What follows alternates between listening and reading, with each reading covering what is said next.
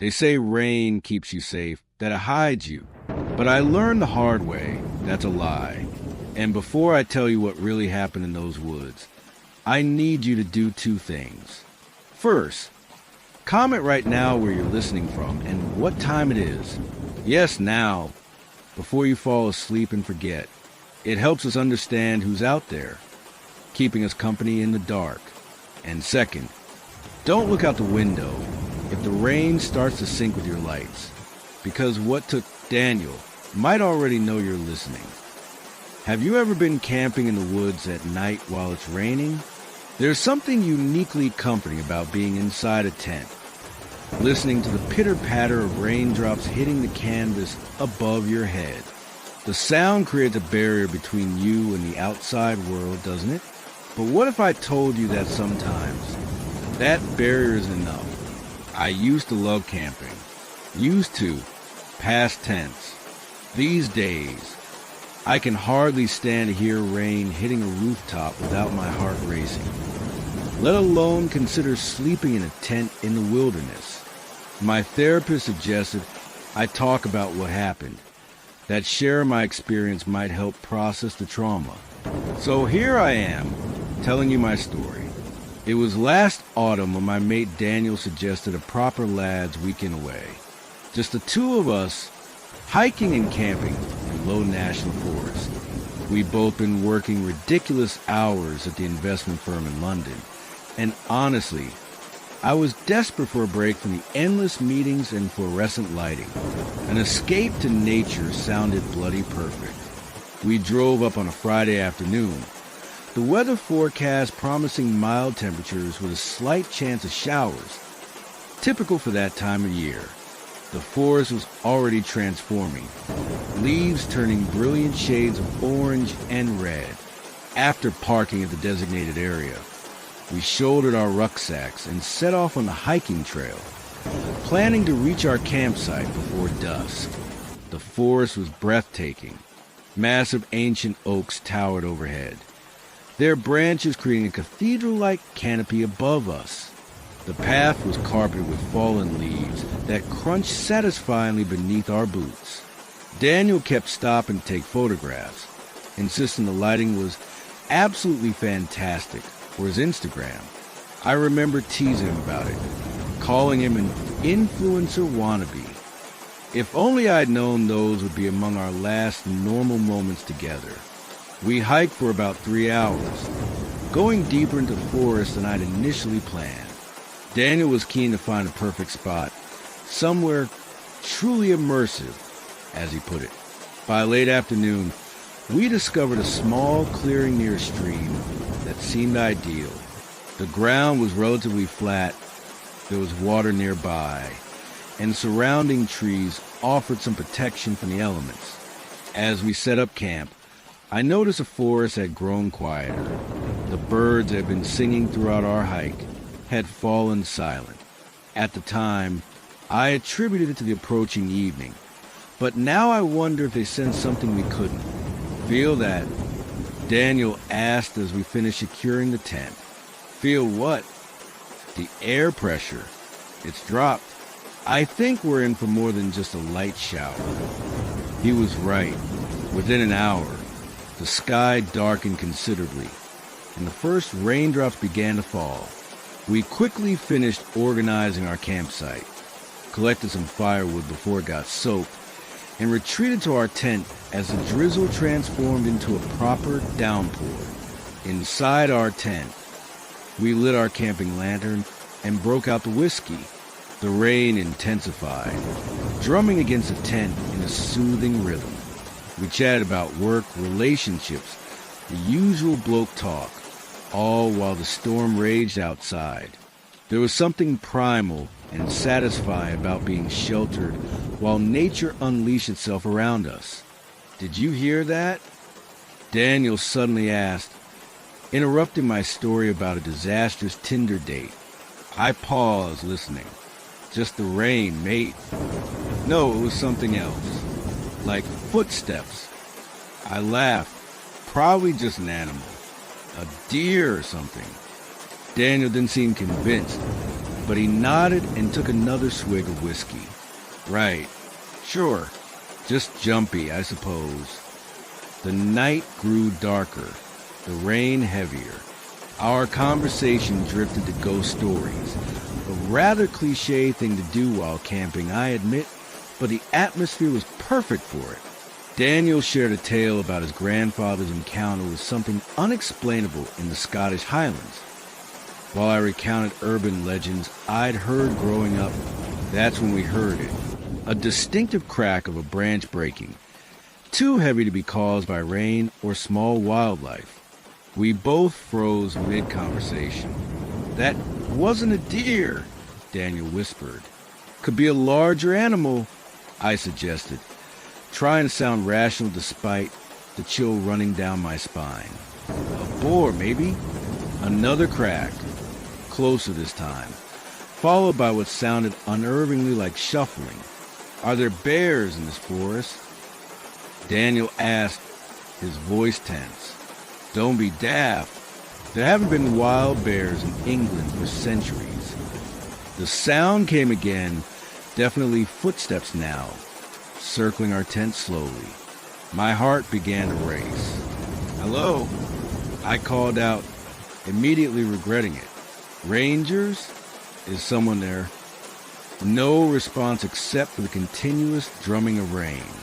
It's probably other campers. I reasoned, though I didn't believe it myself. We hadn't seen anyone else on the trails, and this area was off the beaten path. At this time of night, in this weather, Daniel hissed. The footsteps continued their methodical circuit around our tent, never speeding up or slowing down. Just a steady, deliberate pace. Should we look outside? Daniel whispered. I shook my head vehemently. Every horror film I'd ever watched flashed through my mind, and I had no intention of being the idiot who goes to check out that strange noise. The lantern flickered, the light dimming momentarily before brightening again. Batteries probably running low. I muttered, grateful for something mundane to blame.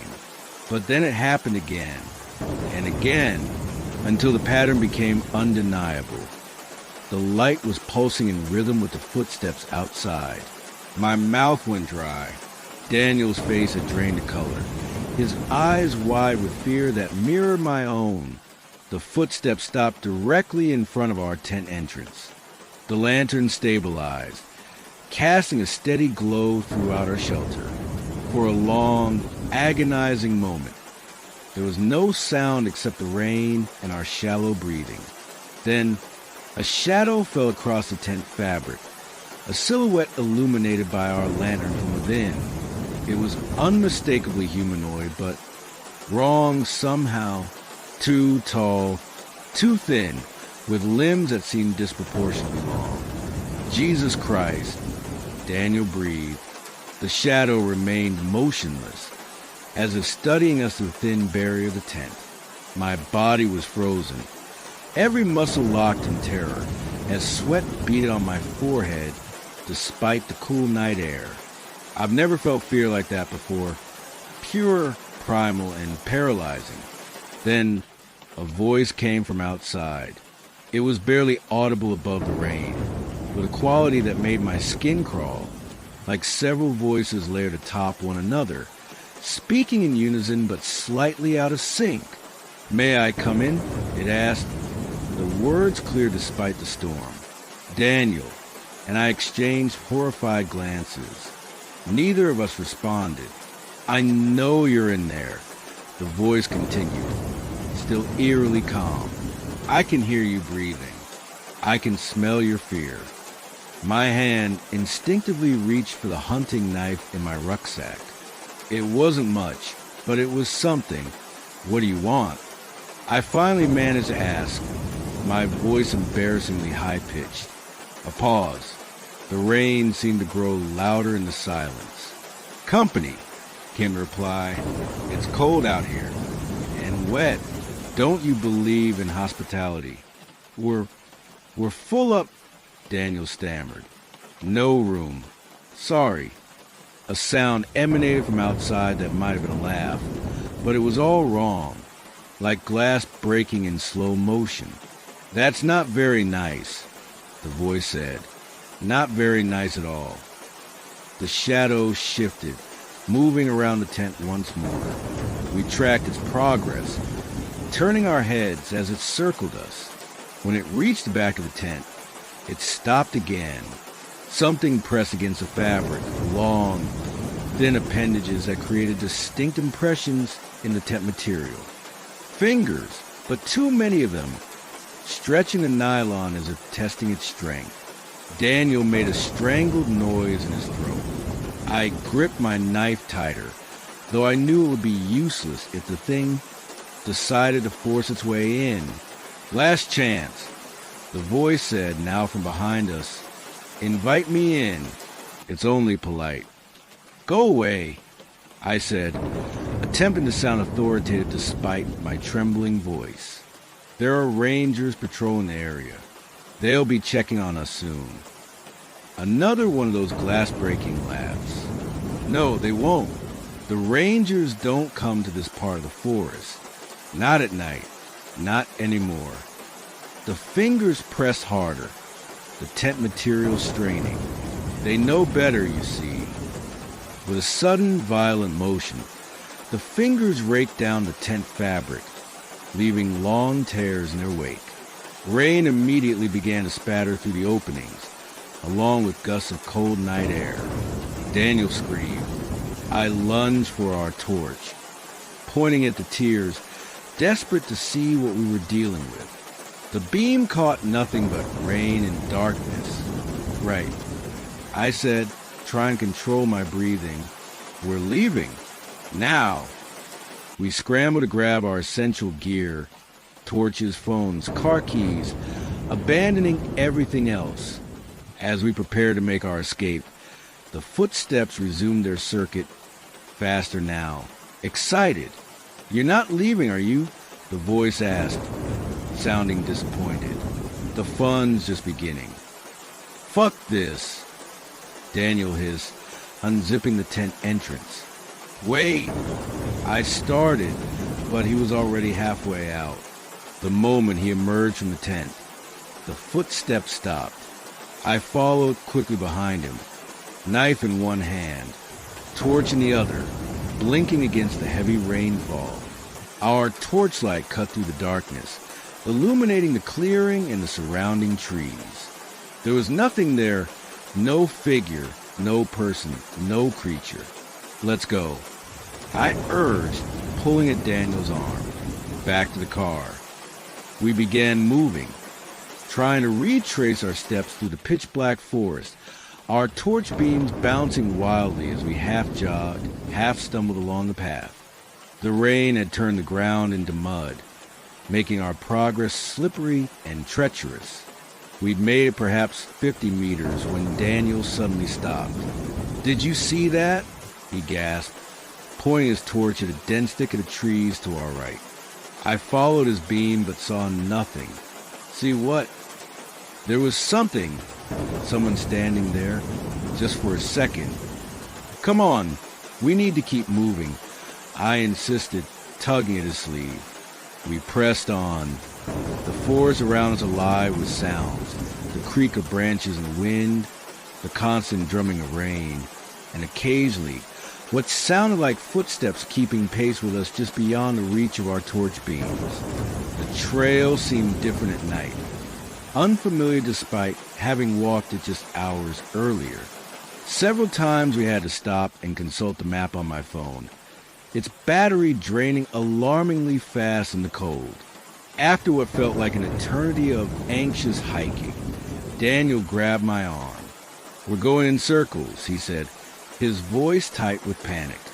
"That's impossible," I replied, though a sense of dread was building in my stomach.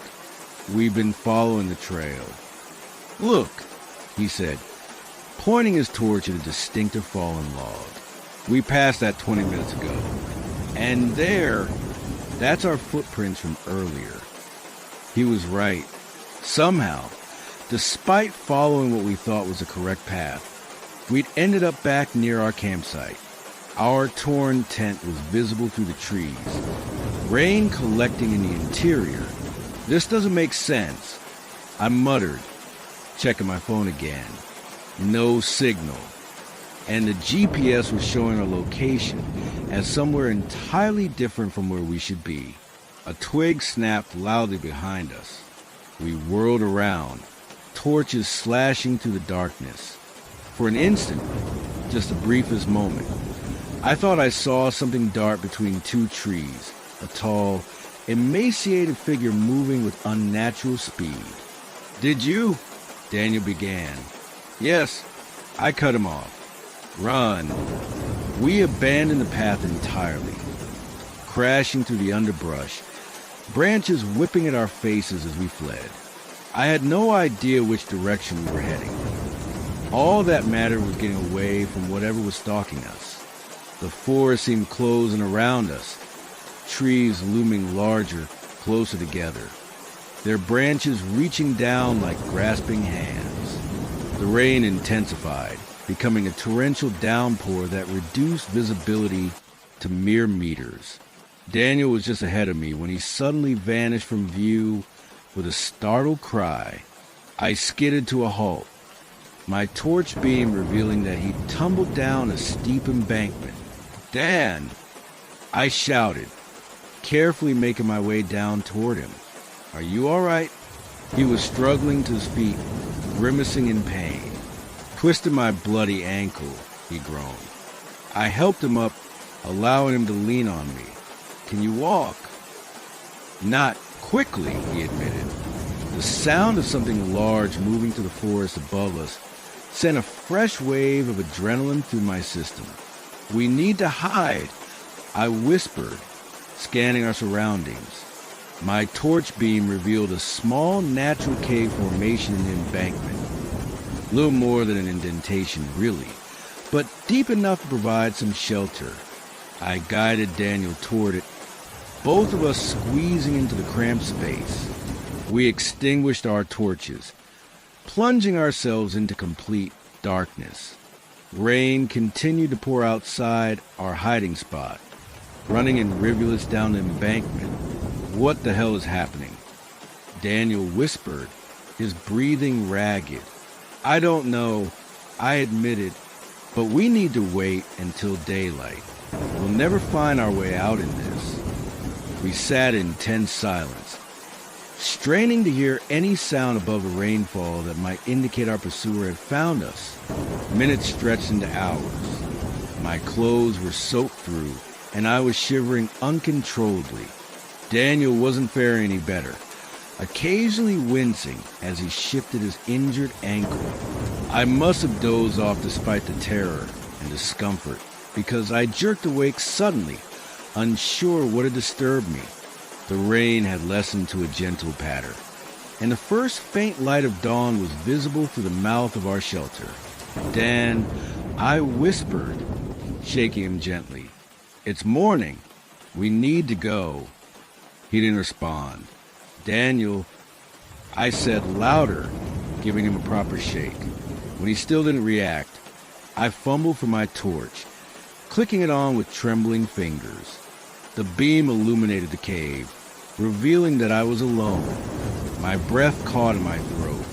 I scrambled outside, calling Daniel's name with increasing desperation. The forest was eerily quiet in the gray morning light, mist clinging to the ground and winding between the trees. There was no sign of him, no footprints, no disturbance in the mud outside our hiding place that would indicate he'd left on his own. It was as if he'd simply vanished. I spent hours searching, my calls growing hoarse, my panic mounting with each passing minute. Eventually, I managed to find the proper trail and made my way back to the car park, where I immediately contacted the park rangers and the police. They organized a search party that combed the forest for days. They found our campsite, the tent still torn exactly as we left it. They found some of our abandoned gear scattered along the trail, but they never found Daniel. The official report listed him as missing, presumed dead from exposure or injury. They speculated that he might have become delirious from pain and wandered off while I was asleep, eventually succumbing to the elements. It was a rational explanation, the comfortable one. But I know what happened that night wasn't rational. I know something was in those woods with us. Something that wanted to be invited in. Something that took my friend when I failed to keep watch. Sometimes on rainy nights like this, I imagine I hear footsteps circling my house. I tell myself it's just my imagination, trauma playing tricks on my mind. But then I notice how the lights flicker in rhythm with the steps, and I remember the voice from the forest. May I come in? Would you let it in? Or would you sit there, like me, paralyzed with fear as it circles? Know it's only a matter of time before it finds another way to get to you? Because that's the thing about the creature in Low National Forest. It's patient. It has all the time in the world. And I can't help but feel that it's still out there, waiting, watching, listening, perhaps even now. Do you hear that? The rain just changed its rhythm. Or was that a footstep on your porch? Sweet dreams.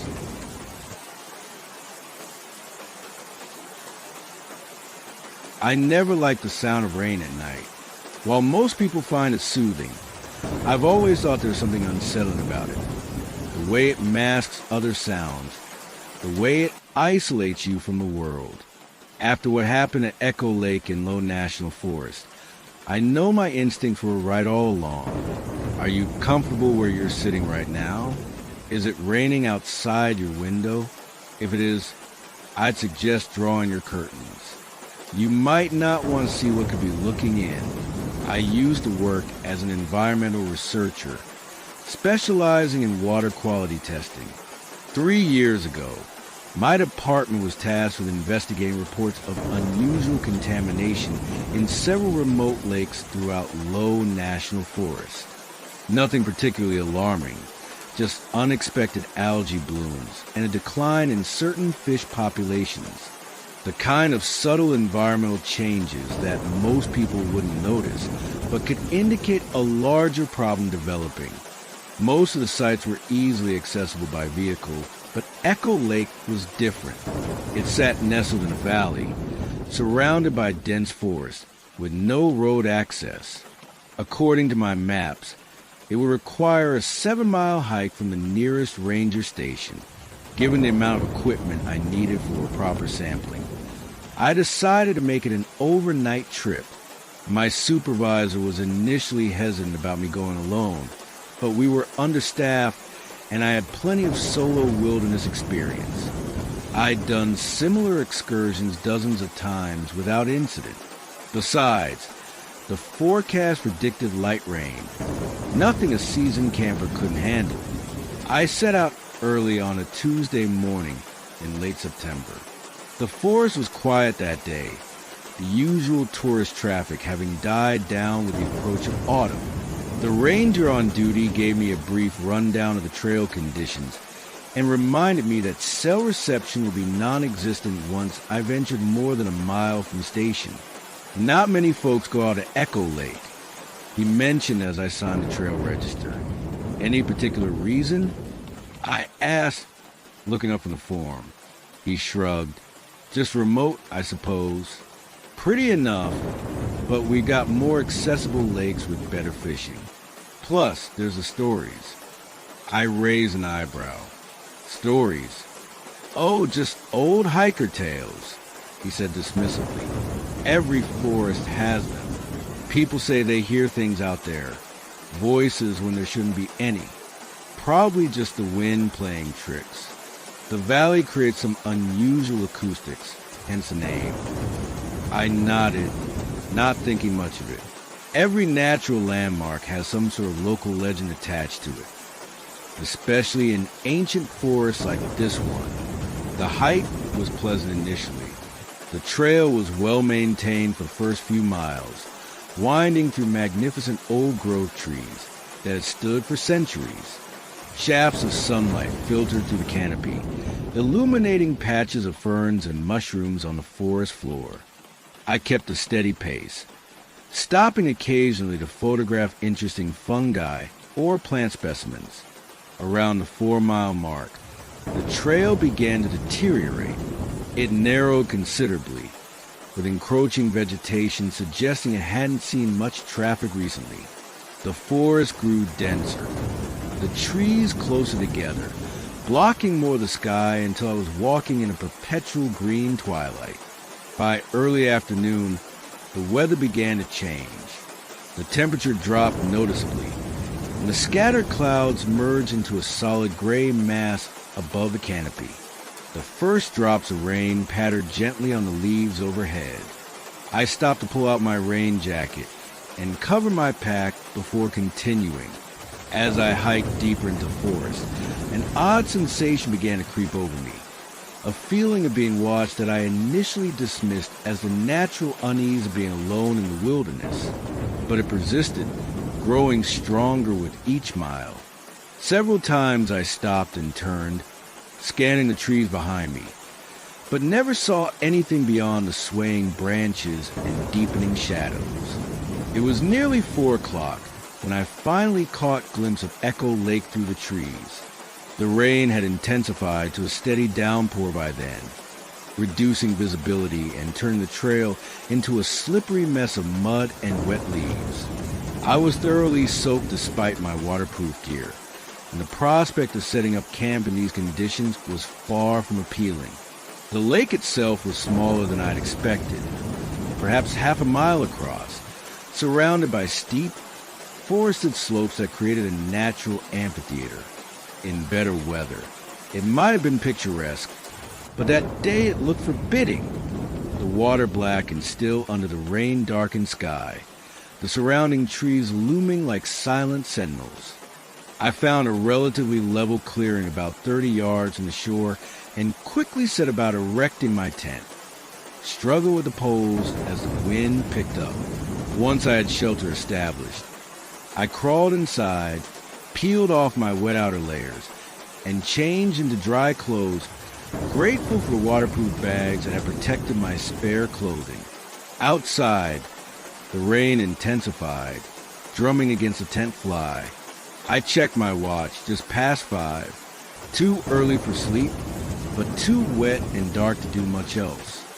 I decided to prepare an early dinner on my camp stove in the tent vestibule, then review my testing protocols for the following morning.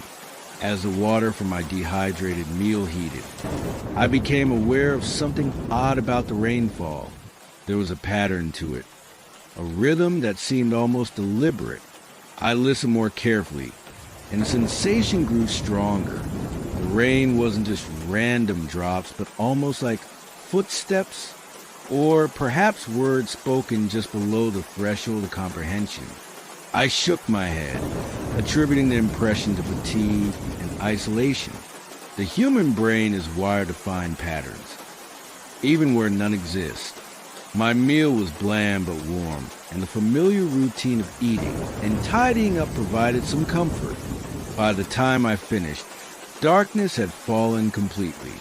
I switched on my headlamp and spread out my maps and research materials, making notes and preparing sample containers for the next day's work.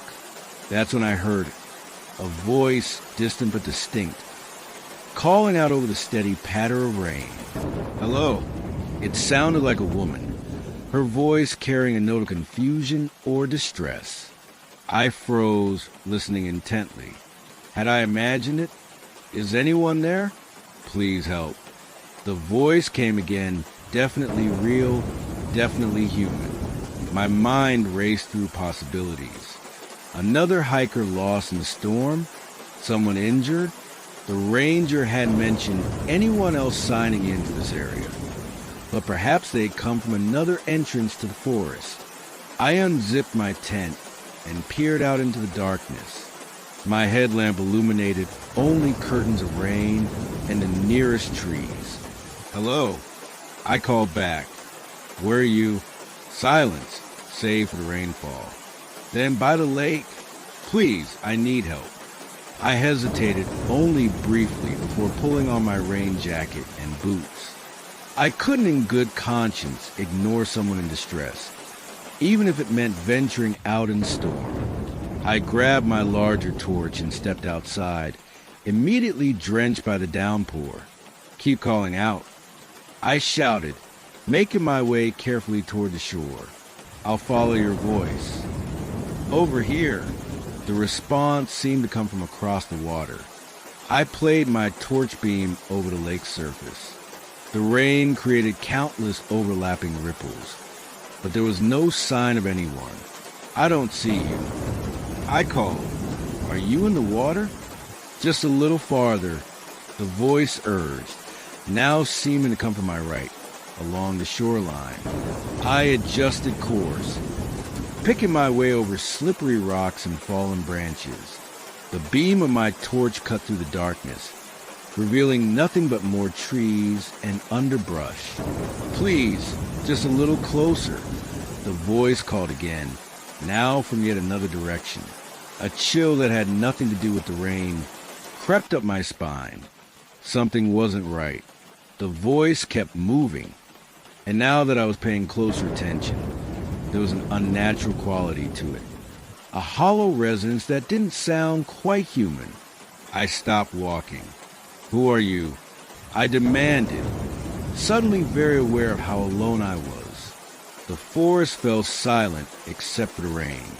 Even the normal night sounds, insects, frogs, the rustle of small animals, were conspicuously absent. Then from directly behind me, "Don't you want to help me?" I whirled around, torch beam slashing through the darkness. For an instant, just the briefest moment, I thought I saw a figure standing at the water's edge, a woman in what appeared to be a white dress, soaking wet.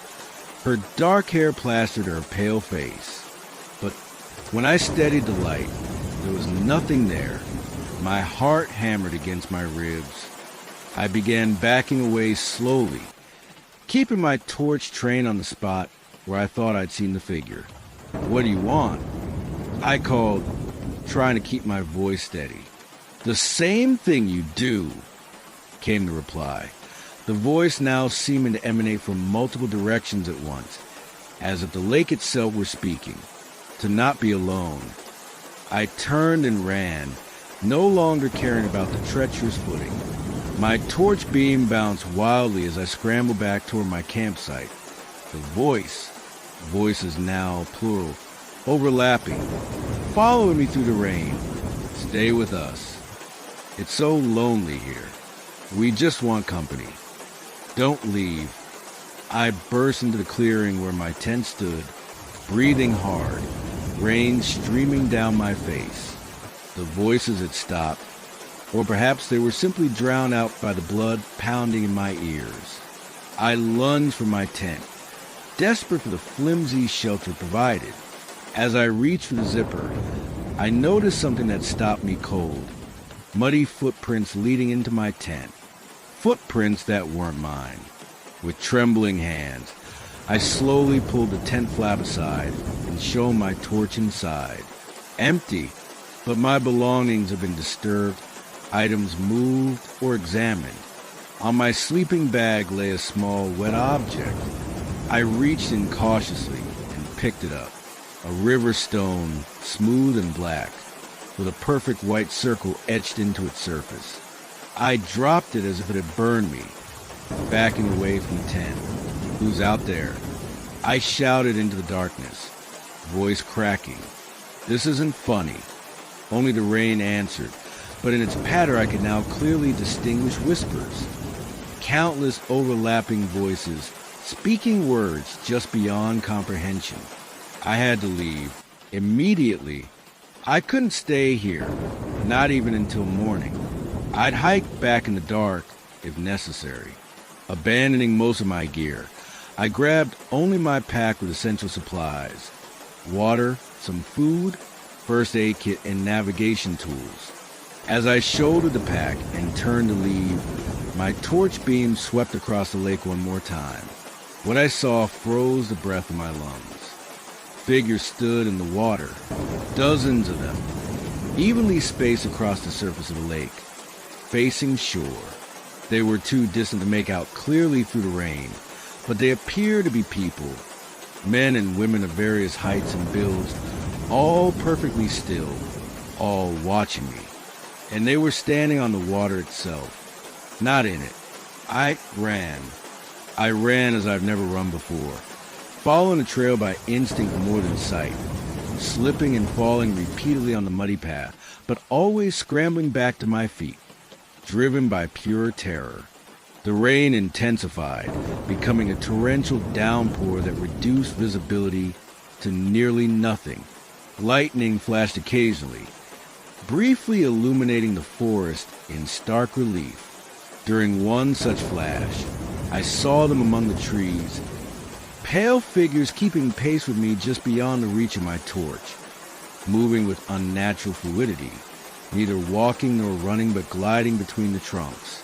I'm not sure how long I fled. Time lost meaning, reduced to an endless nightmare of rain and darkness, and the certainty of being pursued. My lungs burned, my legs threatened to give out, but still I pushed on, driven by the overwhelming need to escape. When I finally broke from the tree lean into the ranger station parking lot, I was half delirious with exhaustion and fear. My clothes were torn, my body covered in scratches and bruises from countless falls. The night attendant rushed out when he saw me collapse against my car, immediately bringing me inside and calling for medical assistance. I tried to explain what had happened, but my account was fragmented, incoherent. They attributed my state to hypothermia and shock, perhaps even hallucinations brought on by drinking untreated water. When a rescue team went to recover my abandoned equipment the next day, they found my tent collapsed and empty with no sign of disturbance, and certainly no mysterious footprints or stone. The official report listed the incident as a case of disorientation due to severe weather conditions, a reasonable, rational explanation that I desperately wanted to believe. But I know what I saw at Echo Lake. I know what I heard in the rain. I left my job shortly after, moved to the city where I'm surrounded by people and concrete and electric light. I tell myself I'm safe here, that whatever dwells in the waters of Echo Lake remains confined to that remote valley. Yet on nights when it rains, I still hear whispers and the patter of drops against my window. Sometimes, when I'm alone, I find small river stones in places they shouldn't be, perfectly smooth and black, each with a white circle etched into its surface. And sometimes, just sometimes, when I catch my reflection in a pool of rainwater or a darkened window, I see them standing behind me, pale figures with hollow eyes, their clothes and hair perpetually dripping, their lips moving in silent invitation. Are you still listening to the rain? Have you checked outside your window lately? Because the thing about Echo Lake is that its waters flow throughout Lone National Forest, feeding streams and rivers that eventually reach the reservoirs that supply the surrounding towns and cities. The voices travel with the water, and once they've found you, once they know you've heard them, they never really leave. Listen closely. Can you hear them calling your name?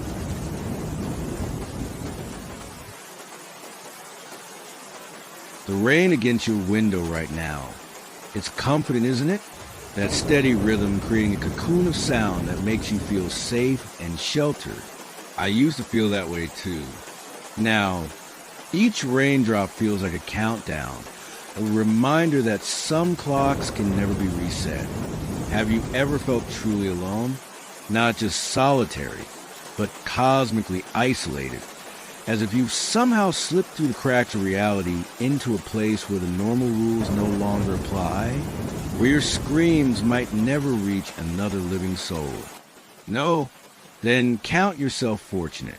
Let me tell you about the hollow in Low National Forest, and perhaps you'll understand why I flinch at the sound of rain, why I sleep with the lights on, why I can never again look at photographs without trembling.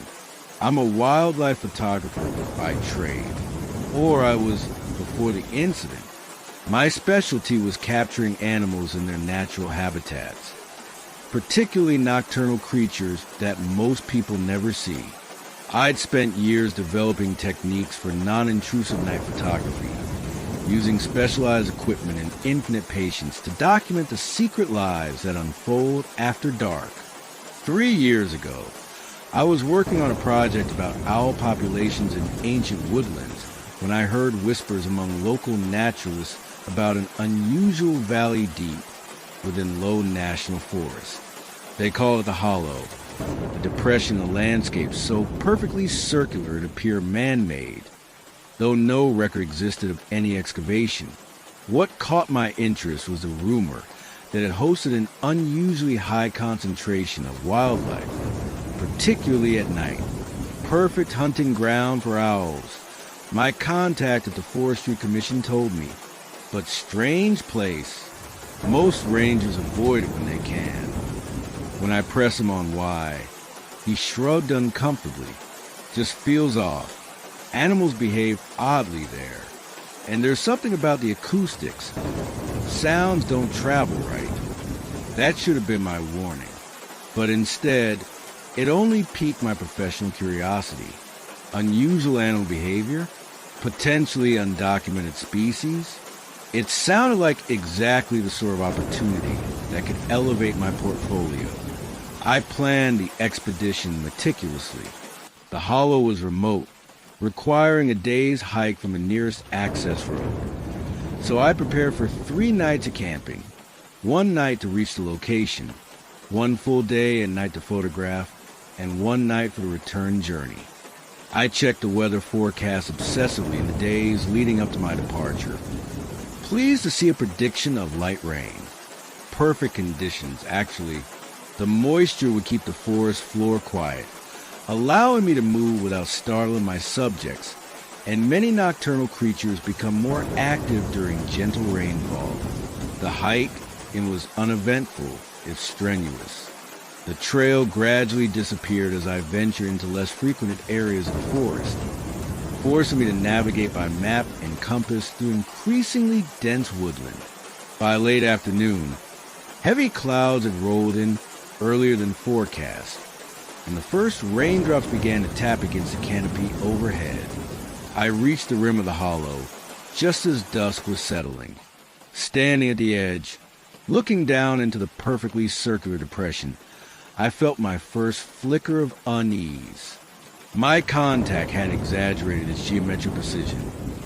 The valley below formed an almost perfect circle about half a mile in diameter, ringed by steep slopes densely packed with ancient oaks and pines. At the center lay a small clearing surrounding what appeared to be a pond or small lake, its surface black and still even as raindrops dimpled the water. Something about the scene felt wrong, though I couldn't immediately identify what. Perhaps it was too perfect, too symmetrical for a natural formation, or perhaps it was the silence. Despite the rain now falling steadily through the trees, the forest was unnaturally quiet. No birds calling, no insects chirping, no small animals rustling in the underbrush. I should have turned back then. Every instinct urged caution, but the photographer in me saw only opportunity. The perfect, undisturbed setting for the images I hoped to capture. I made my descent carefully, picking my way down the steep slope as the light continued to fade. By the time I reached the bottom, full darkness had fallen, and the rain had intensified from a gentle patter to a consistent downpour. I found a relatively dry spot beneath a cluster of massive pines, and set about establishing my camp with the efficiency of long practice. My tent was a specialized model designed for wildlife photographers, camouflaged, with a reinforced height attachment that would allow me to set up my equipment while remaining sheltered from the elements.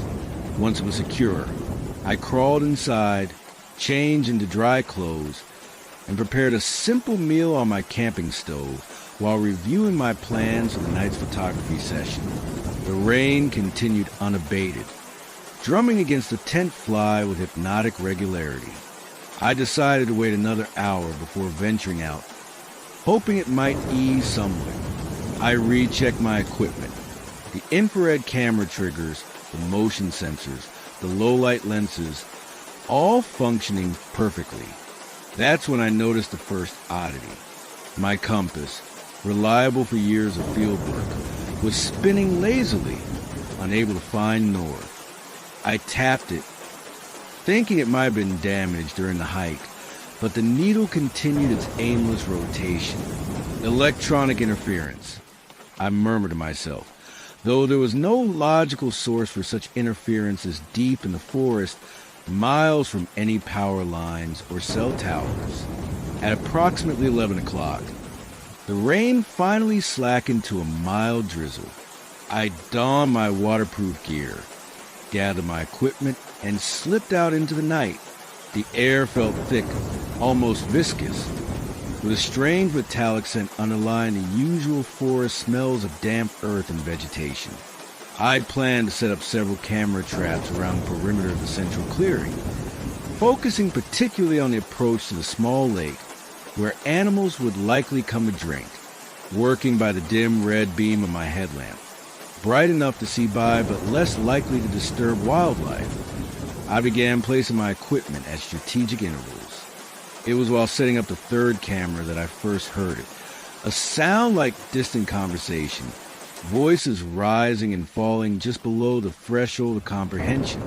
I froze, listening intently. It seemed to be coming from the direction of the lake, though I could see no light or movement that would indicate the presence of other campers. I hesitated, torn between curiosity and caution. If someone else was here, I should make contact, both for safety and common courtesy. Yet something about those half-heard voices raised the hairs on the back of my neck. Professional interest won out. I secured the camera I'd been setting up and moved slowly toward the lake, careful to make as little noise as possible. As I drew closer, the voices became more distinct, yet paradoxically less comprehensible, as if multiple conversations were overlapping, speaking not just in different volumes, but at different speeds, some unnaturally fast, others drawn out impossibly slow. The trees thinned as I approached the water's edge. The lake itself was smaller than it had appeared from the rim, perhaps 50 feet across, and perfectly circular, like the hollow itself. Its surface was unnaturally still despite the continuing drizzle. Not a ripple disturbing its mirror-like blackness, and the voices were coming from the water. I stood transfixed, unable to process what I was experiencing. The sounds were clearly emanating from beneath the surface.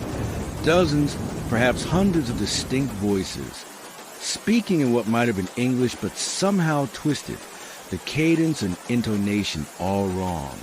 Rational explanations flashed through my mind. Underwater springs creating bubbles that resonated strangely, or perhaps some acoustic phenomenon bouncing sound from miles away to this precise spot. But none could account for the eerie intelligence behind those voices, the sense that they were engaged in purposeful conversation. As I stood there, heartbeat thundering in my ears, the rain began to intensify again. Fat droplets struck the lake, yet instead of creating ripples, each one seemed to hover momentarily on the surface before being absorbed, as if the water were more viscous than it should be. I raised my camera almost unconsciously, a professional reflex in the face of something unprecedented. The motion-activated flash illuminated the scene for a fraction of a second. What I saw in that brief moment of clarity defies explanation. The lake's surface wasn't water at all, or at least not entirely.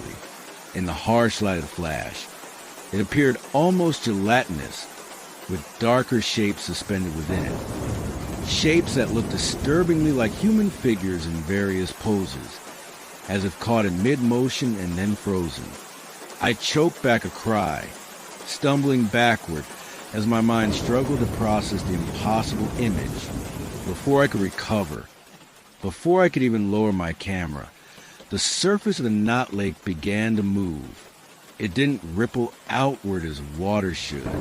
Instead, it bulged upward at the center, rising in a smooth column that gradually assumed a vaguely humanoid shape. As it rose higher, features began to form, not distinct enough to identify as male or female, old or young, but unmistakably a face with hollow depressions where eyes should be. The voices from the water converging to a single sound, not speech exactly, but a modulated hum that somehow conveyed meaning directly to my mind. "We've been waiting for you," it seemed to say, though no words were actually spoken, for someone to see us, to remember us. I couldn't move, couldn't breathe. My finger convulsed on the camera's shutter release, triggering another flash. In that second burst of light, I saw that the figure wasn't alone. Behind it, more shapes were rising from the lake, dozens of them, each forming from the same black viscous substance, each developing those same featureless faces. Terror finally broke my paralysis. I turned and ran, abandoning the expensive camera, caring only about putting distance between myself and that impossible scene. The rain was falling heavily now, reducing visibility to mere feet. But I crashed through the underbrush heedlessly, guided only by the incline that I hoped would lead me back to the rim of the hollow. Behind me, the voices resumed, no longer attempting to mimic human speech, but calling in a way that transcended language, a psychic summons filled with hunger and loneliness and ancient patience. I don't know how long I ran. Time seemed to stretch and compress erratically. The rain became a solid curtain of water, drenching me within seconds, plastering clothing to skin and hair to scalp. Several times I fell, scrambling back to my feet with increasingly desperate energy as I sensed rather than heard pursuit closing the distance. Something was wrong with the forest itself. Trees that I could have sworn were behind me suddenly loomed ahead. Paths doubled back on themselves impossibly. The ground sloped upward, then down, then up again, though I was certain I had been climbing consistently. It was as if the geography of the hollow was shifting, rearranging itself to prevent my escape. Yet more disturbing were the photographs, not physical ones, but images that began to appear in my mind with the clarity of developed film. Scenes from my own life, memories I recognized but subtly wrong. In each mental image, standing at the periphery, was a figure I couldn't quite bring into focus. Something dark and fluid that didn't belong. It was in my childhood birthday party, a shadowy form among the guests. It was in the background when I graduated university, watching from behind the assembled parents. It was there in my first apartment, a darker patch in the corner that I'd always attributed to mold or water damage. "We've always been with you," the voices whispered directly into my thoughts, "waiting for you to come home." A flash of lightning illuminated the forest, and I realized with horror that I was back at the edge of the lake, despite running uphill for what felt like hours. I had somehow returned to the very place I was trying to escape, and I wasn't alone. They stood in a circle around the water's edge, humanoid figures composed of the same black, viscous substance as the lake itself. Their not-quite faces turned toward me expectantly. In the strobe-like effect of the lightning, they seemed to move in jerky, time-lapse increments, closing the circle, drawing nearer with each flash. "Join us," the collective voice urged. "Become part of our memory. Let us become part of yours." One of the figures extended what might have been an arm, the appendage elongating impossibly across the distance between us. I felt something cold and wet touch the back of my neck, seeping through the sodden collar of my jacket to make contact with skin. And then, images, thoughts, emotions not my own began flooding my consciousness. Hundreds of lives, thousands of years, all preserved in that black pool, I saw the hollow as it had been in centuries past, witnessed its discovery by various wanderers throughout history, experienced their terror and eventual surrender as the entity absorbed them, added their memories to its collective consciousness. I understood then what it was. Not malevolent exactly, but hungry in a way that transcended physical need. It fed on experience, on memory, on identity. It collected lives like precious photographs, preserving them in its lightless gallery beneath the surface of the hollow. With the last remnant of my own will, I tore myself away from its touch, screaming a denial that was lost in the deafening crack of thunder. The sky opened then, rain falling with apocalyptic intensity, turning the ground to flowing mud that pulled at my feet as I struggled once more to flee. I have only fragmentary recollections of what followed. Somehow, I found myself climbing, fingernails breaking against stone, muscles screaming in protest as I dragged myself up what seemed to be a sheer cliff face. The voices pursued me, growing fainter with each foot of elevation I gained, their psychic pull weakening as distance increased. Dawn found me miles from the hollow, huddled beneath an overhanging rock as the rain finally began to subside. I was covered in mud, my clothes torn, body lacerated by branches and thorns during my headlong flight. My pack, my camping gear, my cameras, all abandoned in the hollow, all except for one item. Clutched in my nerveless fingers was my memory card, removed from my camera in that final moment of lucidity before panic took hold.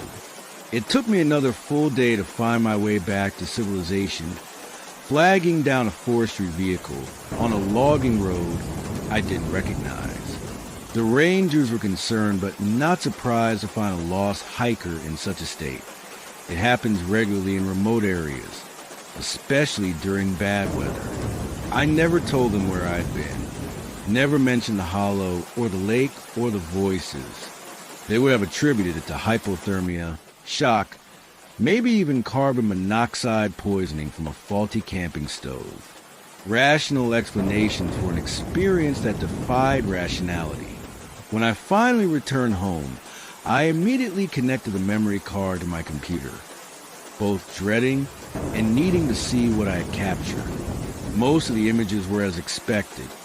Preliminary setup shots of the forest, test exposures to check lighting conditions, and then there were the two photographs of the lake. The first showed nothing unusual, just a small, dark body of water reflecting the night sky.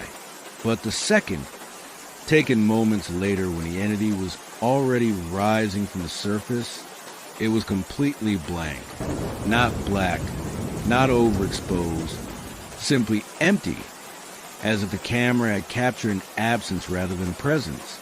Except, as I stared at the image in confusion, I began to notice something emerging from the emptiness. Faint at first, then with increasing clarity. Faces began to appear in the blank space. Hundreds of them, overlapping, merging, separating again, like a visual representation of those overlapping voices. I deleted the file immediately, my hand shaking so violently I nearly knocked the computer from my desk. But it was too late. The image was already imprinted in my memory, and worse, I had looked into those faces long enough to recognize one of them. It was my own. Since that night, I've abandoned wildlife photography. I've moved to the city, surrounded myself with noise and light and people. But I dream of the hollow, of that perfect circle nestled in the heart of Lone National Forest, of the lake that isn't a lake, of the voices that speak without sound. And on nights when it rains, I examine every photograph in my possession, digital and physical alike. I check each background, each shadow, each blur of movement captured by the camera but missed by the naked eye, because I know it's there, watching me from the edges of my documented life, waiting for me to return to the hollow and complete the collection. Sometimes, in photographs I'm certain were empty before, I find a dark figure standing just at the frame's edge. Its features indistinct, but its attention unmistakably focused on the camera. On me, on you, now that you've heard this story. Have you looked closely at your own photographs recently? Those old family albums, those holiday snapshots, those casual selfies? Look again. Look at the backgrounds, the shadows, the reflections in windows and water. Can you see it yet? It's watching you now, gathering your memories, learning your patterns. And someday, when the rain falls heavily and you find yourself lost in unfamiliar woods, you might stumble upon a perfect circle in the landscape, a hollow where voices speak from still, black water. They'll know your name. They'll know your face. They'll welcome you home. And I'll be there too. Another face in the collection. Another voice in the chorus, watching as you join us beneath the surface. Sweet dreams.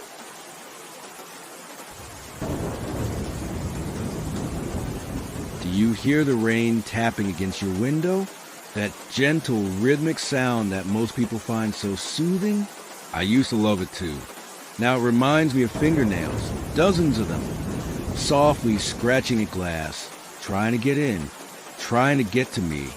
I'm going to tell you about something that happened to me in Low National Forest. Something I've never shared with anyone else. Not with the police, not with my therapist, not even with my wife, who left me 6 months after I returned, unable to cope with the hollow shell of man I'd become. Are you sitting somewhere comfortable? Somewhere safe? Are you sure about that? I was a commercial driver, long-haul deliveries, mostly not the most glamorous job, but it allowed me a certain freedom that I cherished. Just me, the open road, and endless hours to think. I've been doing it for nearly 15 years when it happened, so I was no inexperienced novice. I knew how to handle myself on the road, knew when to push through fatigue, and when to stop for the night. It was late October, about 3 years ago. I was transporting a shipment of medical equipment from Edinburgh to a research facility near the southern border of Scotland. Not my usual route, but the regular driver had fallen ill, and the delivery was time sensitive. The most direct path took me along the edge of Low National Forest, a massive expanse of ancient woodland that I'd driven past many times but never actually entered. I set out in the early afternoon, expecting to complete the journey by nightfall. The weather report had mentioned possible showers, but nothing serious. As I drove, however, the sky gradually darkened beyond what seemed natural for the hour. By 4 o'clock, it was as if twilight had already fallen. Heavy clouds pressing down like a physical weight. The first drops of rain hit my windscreen just as I was approaching the stretch of road that skirted the edge of the forest.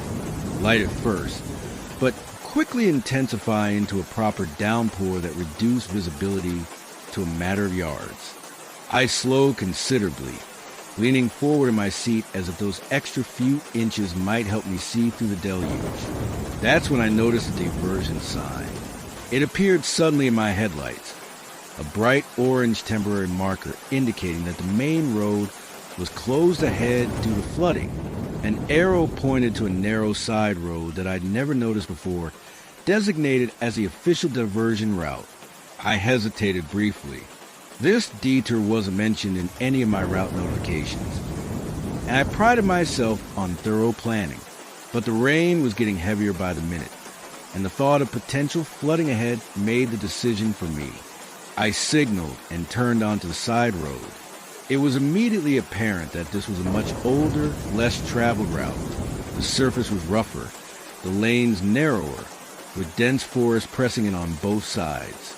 The trees here were enormous, ancient giants whose branches formed a canopy that nearly blocked out what little daylight remained. I'd been driving for perhaps 20 minutes along this winding road when my GPS system began to malfunction. The screen flickered, the reassuring blue line of my route disappeared, and the estimated arrival time jumped from 2 hours to 12, then back to 4, then to calculating. My position markers seemed to drift off the recognized roads entirely, floating in the blank green space that represented the forest. Bloody technology, I muttered, tapping the screen in frustration. This wasn't the first time I'd had GPS issues in remote areas, though it was certainly the most severe. I wasn't particularly concerned. I had a good sense of direction and knew I just needed to continue generally southeast to reach my destination. The diversion would surely rejoin the main road eventually. Another 20 minutes passed. The rain, rather than abating, had intensified to a near-biblical torrent. Water sluiced across the road in sheets, and my windscreen wiper struggled to keep pace. What troubled me more than the weather, however, was the growing sense that this road was taking me deeper into the forest rather than around it. I consulted my watch. I should have emerged from this detour by now, should have rejoined the main road.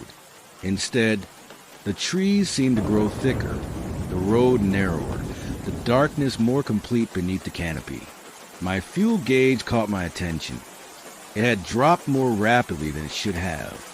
Not critically low yet, but concerning enough that I began watching for any sign of civilization, any place where I might stop and ask directions, perhaps refuel. As if an answer to my unspoken need, I rounded a bend and saw lights ahead. The warm, golden glow of windows and what appeared to be an old-fashioned petrol station sign, though I couldn't make out the brand or the rain.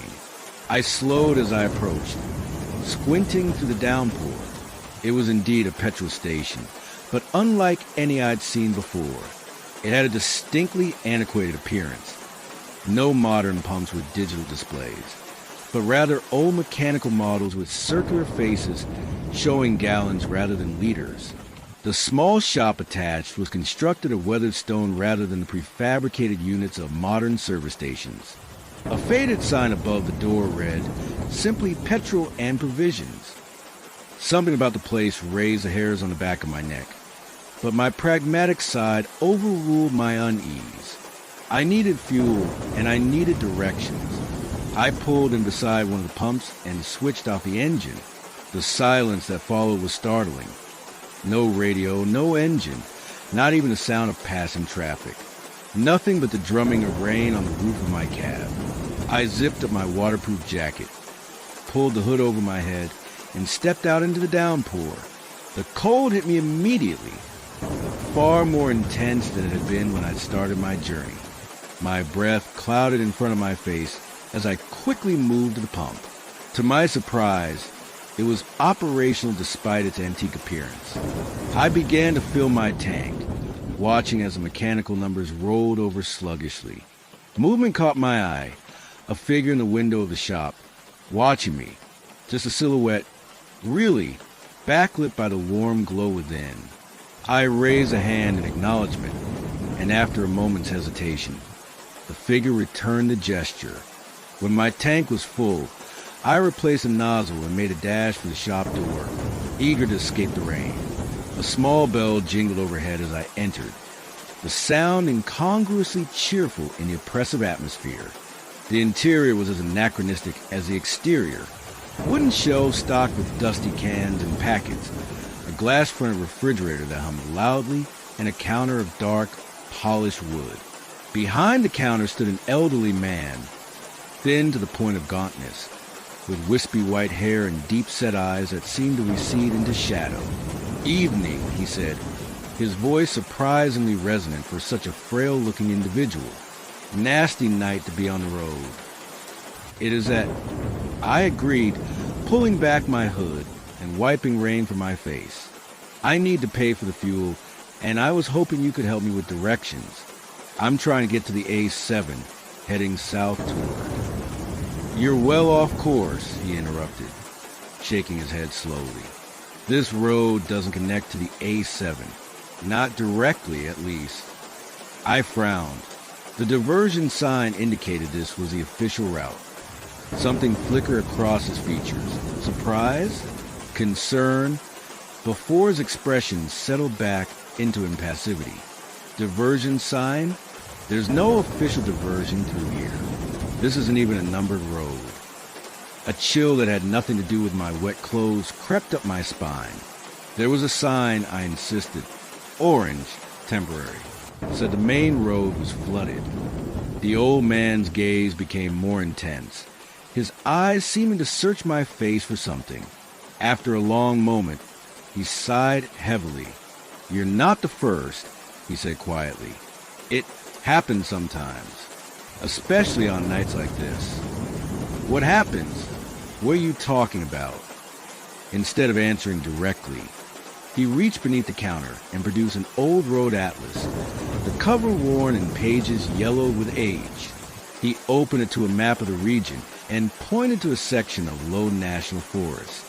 "We're here," he said, his finger tapping a spot that, according to the map, contained nothing but uninterrupted woodland. No roads, no settlements, nothing. "That can't be right," I protested. "This is a proper road, and your petrol station is obviously real." "Oh, we're real enough," he replied with a smile that didn't reach his eyes. "Just not officially. Not anymore." Before I could question him further, the bell above the door jingled again. We both turned to see a new customer enter, a woman in her 30s, dark hair plastered to her head by the rain, eyes wide with what might have been relief at finding shelter. "Oh, thank God," she breathed. "My car broke down about half a mile back. I've been walking in this downpour for ages. Is there any chance you have a phone I could use? My mobile has no service out here." The old man and I exchanged glances. "The diversion?" he asked quietly. She nodded. "Yes." The road was closed due to flooding. The sign pointed this way, but I'm sure this can't be right.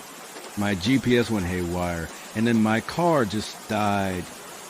The old man's shoulders slumped slightly, as if under the weight of resigned recognition.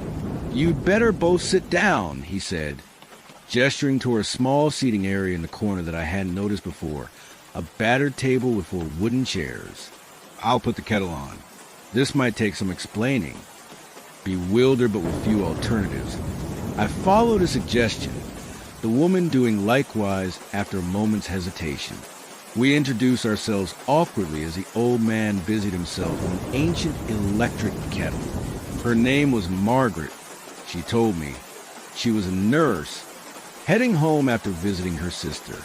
"Here we are," the old man said, placing 3 steaming mugs on the table before lowering himself stiffly into the 3rd chair. "My name's Edward, by the way. I've been the caretaker here for, well, longer than I care to remember." "Caretaker?" I repeated. "Of the petrol station?" "Of this place," he corrected vaguely. "This intersection, you might call it." Margaret leaned forward. "What did you mean earlier? About us not being the first?" Edward cupped his hands around his mug, as if drawing warmth from it. "This road you're both on, it doesn't exist. At least, not in the conventional sense. We locals call it the Wandering Road. It appears during certain conditions, heavy rain, usually and always at night. It connects things that shouldn't be connected." I snorted in disbelief. "That's absurd. I've been driving on this road for nearly an hour. It's real enough." "Oh, it's real," Edward nodded. "As real as this building, as real as I am. But it's not fixed. It shifts, moves, connects different points in space, perhaps even in time. Those diversion signs you both saw, they appear when the road wants new travelers. When the road wants..." Margaret echoed incredulously. "You're talking as if it's sentient." Edward shrugged. "I don't claim to understand its nature. I just know what I've observed over the decades. The road appears. It lures travelers with those signs, and sometimes it lets them go. Sometimes it doesn't." A heavy silence fell, broken only by the persistent drumming of rain on the roof and the occasional creak of the old building settling, despite the absurdity of Edward's claims. I couldn't quite bring myself to dismiss them. There was something about this place, about the quality of the darkness beyond the windows, that felt fundamentally wrong. So, what happens to those it doesn't let go? I finally asked, my voice sounding strange in my own ears. Edward's gaze dropped to his tea. They become part of it, in a way, part of the forest. Their vehicles are found abandoned on conventional roads, miles from here. Search parties find nothing. Life goes on without them. Margaret's face had drained of color. You're saying people disappear on this road? That's... Folklore, I interrupted firmly. Local superstition. There must be a rational explanation for why this road isn't on modern maps. Perhaps it's privately maintained or decommissioned but still usable. Edward didn't argue, just regarded me with what looked uncomfortably like pity. Believe what you will, but I'd advise you both to stay here until morning. The road is most hungry during the darkest hours of rainy nights. Hungry? Margaret whispered. Just a figure of speech, Edward said. Those expressions suggested otherwise. All I mean is that it's safer here until daylight. I have rooms upstairs, nothing fancy, but dry and warm. No charge, of course. Part of me wanted to refuse, to get back in my truck and drive until I found a main road, civilization, normality. But the practical part of my brain noted the intensity of a continuing storm, the lateness of the hour, and the genuine fear in Margaret's eyes. One night wouldn't derail my delivery schedule too severely. Thank you, I conceded. That's very kind. Edward nodded, apparently satisfied.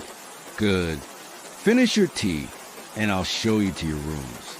Try to get some sleep. Things often look clearer in the morning. The room he provided was indeed basic. A narrow bed, a small bedside table with a lamp, and a chair in a corner. The furniture had the same outdated quality as everything else in this place. Sturdy, but worn by decades of use. Despite my exhaustion, sleep seemed an impossibility with my mind racing as it was, trying to make sense of Edward's fantastical claims. I laid on the bed, fully clothed, listening to the rain and the unfamiliar creaks of the old building. Somewhere above me, floorboards occasionally groaned as Margaret presumably moved about in her own room. I don't know when I finally drifted off, but I awoke with a start to absolute darkness. The lamp I had left on had gone out, and the rain had stopped, creating an unnerving silence. My watch glowed faintly, 3:17 a.m., the so-called dead hour of the night. Something had woken me, a sound, I thought, though I couldn't immediately identify what. I lay still, straining my ears, and there was again a faint, rhythmic tapping, like fingers drumming gently on glass. It was coming from a window. My room was on the second floor. A surge of adrenaline had me bolt upright, fumbling for my phone to use as a light. The screen cast a pale blue glow across the room as I hesitantly turned toward the window. Nothing was visible through the glass except the reflection of my own terrified face. The tapping had stopped the moment I moved. Just the wind, I whispered to myself. A branch or hail, but there was no wind, and the storm had passed. As I stared at the window, my reflection began to change. It was subtle at first, a darkening of the eyes, a suggestion of movement behind me where there should be none. Then more pronounced, my features shifting, melting, reforming into something that was no longer my face, but a grotesque approximation, stretched in a silent scream. I scrambled backward off the bed, dropping my phone in shock. In the instant before the screen went dark, I caught a glimpse of something impossible. The wooden floor beneath my feet rippling like the surface of a disturbed pond. The darkness that followed was absolute. I stood frozen, heart hammering against my ribs, sweat cold on my skin, despite the room's warmth. The silence stretched, broken only by my ragged breathing. Then, from somewhere in the corridor outside my room, came the unmistakable sound of footsteps, slow, deliberate, approaching my door. They weren't human footsteps. The rhythm was wrong, the weight distribution unnatural, as if whatever walked there had too many legs, or legs that bent in directions legs shouldn't bend. I groped blindly for the chair, dragging it across the floor with shaking hands to wedge it under the doorknob. A futile gesture of defense against something I couldn't even name. The footsteps stopped directly outside my door. For an excruciating moment, nothing happened. Then, a soft sound, like dozens of fingernails dragging slowly down the wooden surface. "Hello," I called, my voice embarrassingly high-pitched with fear. "Edward? Margaret?" No response, only that continuous, gentle scratching. Then a voice, or something approximating a voice. It sounded like rustling leaves and creaking wood, like the forest itself had found a way to form words. "The road has chosen," it whispered through the door. "You cannot leave now."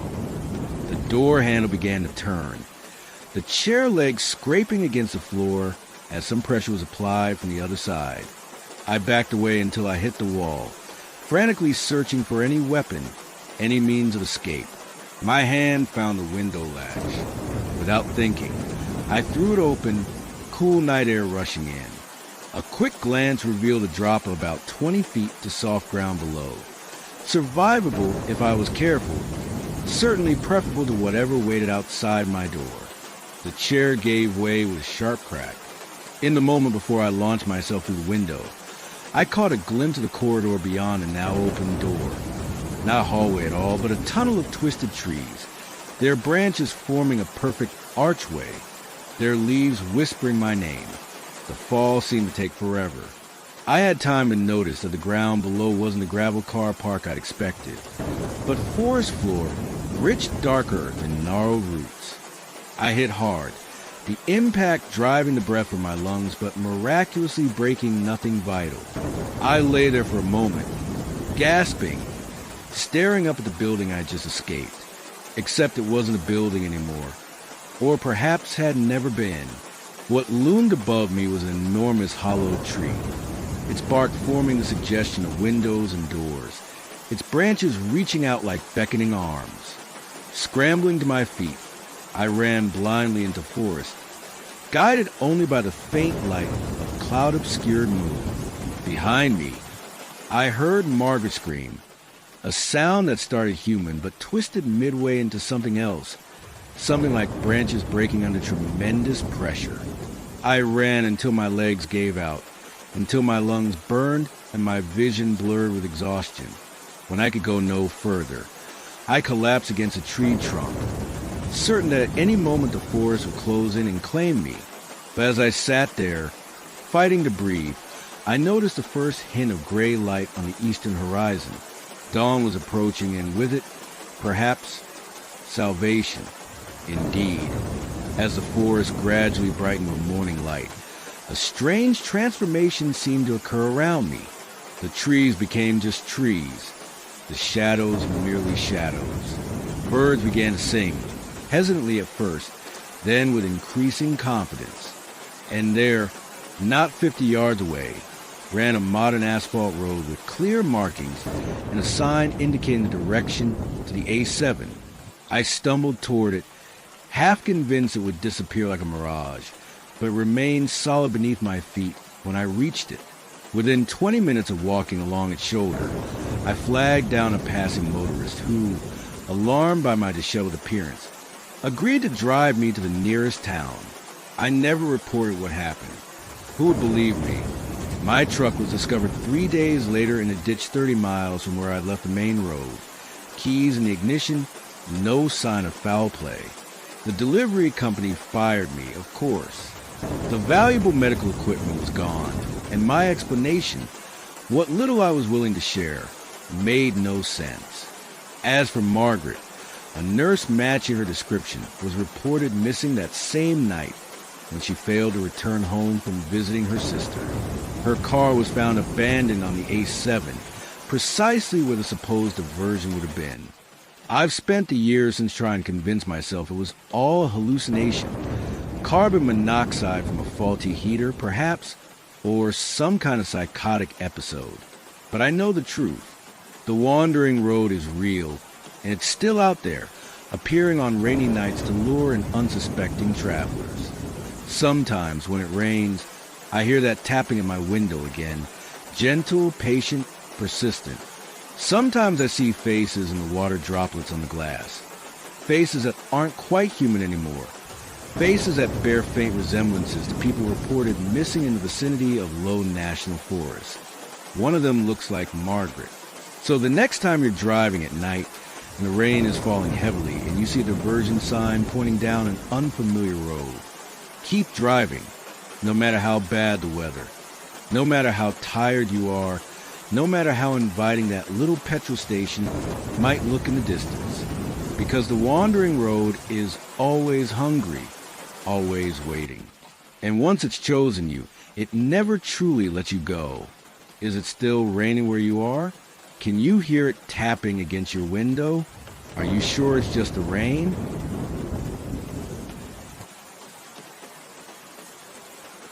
The sound of rain against a window is different from rain falling on canvas. Have you noticed that? On glass, it's a sharp, clear tapping, almost musical in its rhythm. On a tent, it's more muffled, more intimate somehow, like secrets being whispered just inches from your ear. After what happened to me at the Whispering Pines campground in Low National Forest, I can't bear either sound, because I know what hides beneath the gentle patter of raindrops. I know what speaks between the beats of water striking surface. If you're listening to this while it's raining, perhaps you should stop, or at the very least, try not to listen too carefully to the patterns in the rainfall. You might start to hear them too. I was a park ranger for 12 years. I've spent more nights in forests than most people spend in hotels throughout their entire lives. The wilderness was my second home, a place where I felt more at peace than in my flat in the city. Was past tense. Now I can barely look at trees without my chest tightening in panic. It started 3 years ago during a routine patrol of the more remote camping areas in Low National Forest. Whispering Pines was the most isolated of our designated campgrounds, about 8 miles from the nearest road, accessible only by foot. It wasn't on the regular tourist maps, which was deliberate. We kept it as a sort of sanctuary for experienced hikers and genuine nature enthusiasts who wanted to escape the more crowded areas of the forest. The campground had earned its name honestly. It sat in a natural clearing surrounded by some of the oldest Scots pines in Britain, massive, gnarled sentinels that swayed and murmured continuously in even the gentlest breeze. The sound was soothing, meditative. Most visitors commented on it, how the constant soft susurration helped them sleep more deeply than they had in years. I was checking the area as part of our end-of-season routine. It was late October, and we were preparing to officially close the remote sites for winter. My job was to ensure no campers remained, to secure the small emergency shelter we maintained there, and check for any maintenance issues that would need addressing before reopening in spring. The weather forecast had mentioned possible showers, but nothing severe. Still, I packed full wet weather gear, knowing how quickly conditions could change in the highlands. The hiking was pleasant enough. Crisp autumn air, leaves turning brilliant hues of red and gold, the particular quality of light you only get in old forest during fall. I reached Whispering Pines in mid-afternoon. As expected, it was deserted. The camping season had ended weeks earlier, and few people ventured this deep into the forest once the days began to shorten. I did my usual checks, noting a few minor issues, a damage warning sign, some erosion on the main trail, before setting up my own tent. I had planned to stay overnight, partly because the return hike would be challenging in fading light, and partly because I genuinely enjoyed the solitude. There's something special about being the only human in such a vast space, about feeling simultaneously insignificant and deeply connected to something ancient. As evening approached, the weather began to turn. The wind picked up, bringing with it the unmistakable scent of impending rain. dark clouds rolled in, obscuring the last of the daylight hours before its natural conclusion. I quickly gathered firewood, knowing it would soon be too wet to burn, and set up a small campfire. Then I secured my gear and retreated to the emergency shelter to prepare dinner. The shelter was a simple wooden structure, essentially a three-sided hut with a metal roof, containing a small wood stove, a basic first aid kit, and emergency rations. It wasn't intended for extended stays, but provided crucial protection in sudden severe weather. I fired up the stove, grateful for its warmth as the temperature dropped precipitously with the approaching storm. The first raindrops began to fall as I finished my meal, gentle at first, then quickly intensifying into a proper downpour. I sat in the shelter's entrance, watching the rain through the open side, listening to it drum against the metal roof and the melodic counterpoint of water dripping from the eaves. That's when I first noticed something odd about the sound. It's difficult to describe precisely what caught my attention. Rain isn't random. It is patterns, rhythms that shift and change. But this was different.